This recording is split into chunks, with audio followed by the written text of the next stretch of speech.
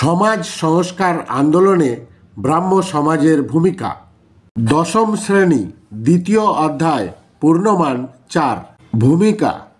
পাশ্চাত্য ভাবধারার প্রভাবে 19 শতকে বাংলায় ব্যাপক সমাজ ও ধর্ম সংস্কার শুরু হয়। এক্ষেত্রে ব্রাহ্ম সমাজ ছিল অগ্রণী প্রতিষ্ঠান। কুসংস্কারের বিরোধিতা। ব্রাহ্ম সমাজ ভারতীয় সমাজে প্রচলিত বিভিন্ন কুসংস্কারের বিরোধিতা করে জনগণের মধ্যে যুক্তিবাদী চিন্তাধারা প্রসারে সচেষ্ট হয়।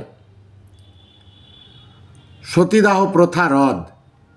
ব্রাহ্ম সমাজের প্রতিষ্ঠাতা রাজা রামমোহন রায়ের আন্দোলনের ফলে 1829 খ্রিস্টাব্দে সতীদাহ প্রথা নিষিদ্ধ হয়।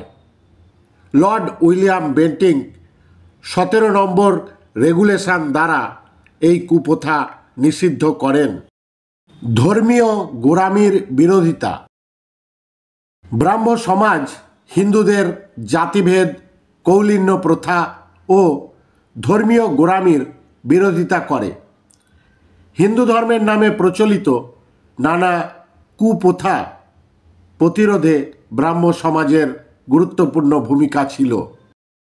নারী কল্যাণে ভূমিকা। ব্রাহ্ম সমাজ নারী কল্যাণের জন্য বিভিন্ন উদ্যোগ নিয়েছিল। তারা বাল্যবিবাহ, বহুবিবাহ ও পর্দা প্রথার বিরোধিতা করে।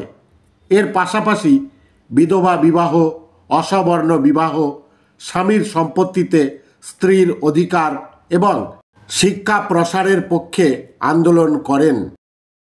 3 আইন। কেশবচন্দ্র সেনের আন্দোলনের ফলে 1872 খ্রিস্টাব্দে 3 আইন পাশ হয়। এই আইনের দ্বারা বাল্যবিবাহ, বহুবিবাহ নিষিদ্ধ ও অসবর্ণ বিবাহ আইন সিদ্ধ হয়। জাতীয় সংহতি প্রতিষ্ঠা। উদারপন্থী ধর্মীয় আদর্শ ও জাতীয়তাবাদের আদর্শ প্রচারের মাধ্যমে ব্রাহ্ম সমাজ জাতীয় সংহতির জাগরণ ঘটায়। সমাজ সেবা। ব্রাহ্ম সমাজের অন্যতম গুরুত্বপূর্ণ পদক্ষেপ ছিল সমাজ সেবা। জনকল্যাণ ও ত্রাণ কার্যের মাধ্যমে জাতীয়তাবাদী আদর্শ প্রতিষ্ঠা করা। উপসংহার।